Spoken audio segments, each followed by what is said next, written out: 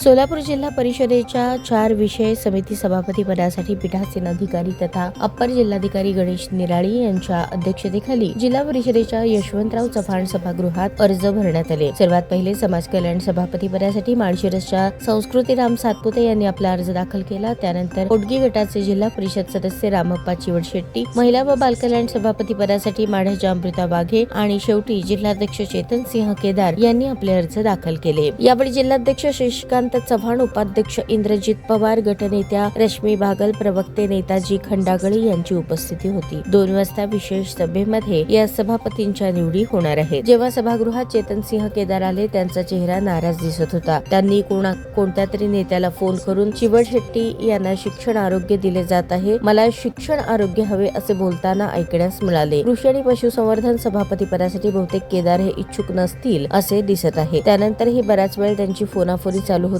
त्यांच्या बोलण्यावरून ते माजी खासदार रणजितसिंह नाईक निंबाळकर यांच्याशी बोलत असावेत हे जाणवले। दरम्यान आता बालाजी सरोवरमध्ये पालकमंत्री जयकुमार गोरे आणि इतर आमदार, माजी आमदार यांच्या उपस्थितीत भारतीय जनता पार्टीची बैठक होणार आहे। त्या बैठकीत आता कृषी, पशुसंवर्धन, शिक्षण, आरोग्य या 2 सभापती पदाचा निर्णय त्याच बैठकीत होईल असे अपेक्षित आहे। परंतु केदार हे शिक्षण आणि आरोग्यासाठी इच्छुक असल्याचे पाहायला मिळाले।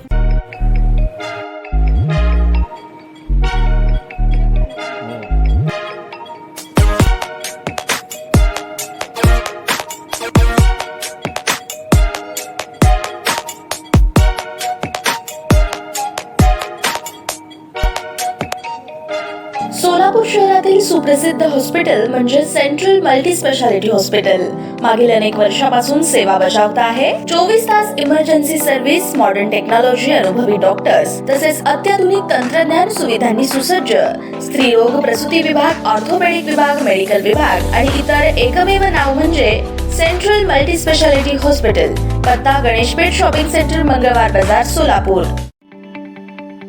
ताज्या बातम्या पाहण्यासाठी प्राईम महाराष्ट्र न्यूज चॅनलला सबस्क्राईब करा।